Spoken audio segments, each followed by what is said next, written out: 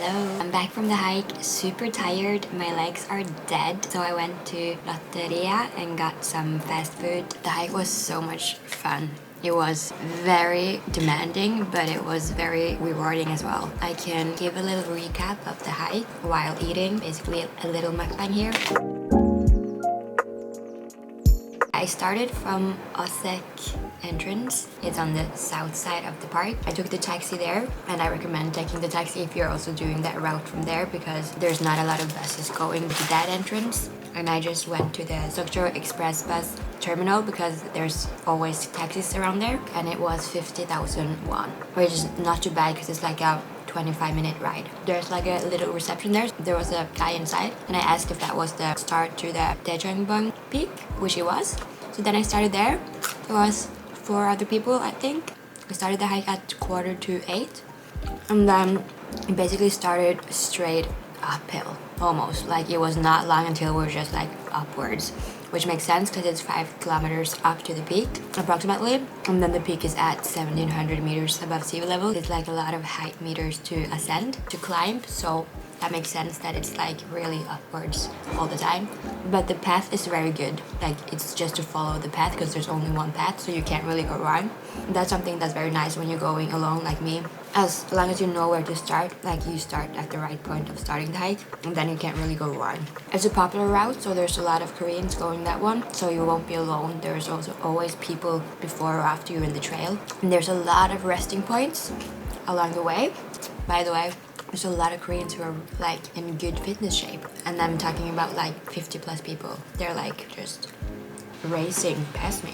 When I came to the peak, there wasn't that much of a view because it was cloudy, at least on the top and towards the top. You can either go down the same way, the 5 kilometers straight down, or you can do other hikes. You can combine it with other hikes in Seoraksan National Park. And I went down towards the other entrance of the national park, which is the main entrance where most people are. It's, by the way, 18th of August. No, October. Or it's 19? 18 or 19, I don't remember. Anyways, so when descending from the top, that was when the views really came. Like right in the beginning, that was incredible views. When the fog cleared up, that view was insane. The next part where the view was insane was like when you came down to the valley and you saw like the waterfalls, the high walls of the mountains, and just really pretty. The autumn colors was definitely most evident, like close up, down in the valley kind of, or towards the valley. Like if you're there for like autumn colors and walking around and not to get your basically legs kicked, then going to the main entrance and then going to the what was it called? Cheongbul to the valley. That's also very nice scenery. I took like over 9 hours in total, which is more than I expected. On my way up, I used 3.5 hours. It was actually 6 kilometers up according to my watch, and then 11 down. But the down part was like so long. Also why it took so long, I used a lot of time taking pictures and videos. I didn't have like a big lunch break. I had like smaller breaks along the way, snacking on food and stuff. This was good. This was exactly what I needed. Definitely worth the hike. So much fun. The views, they were just so insane.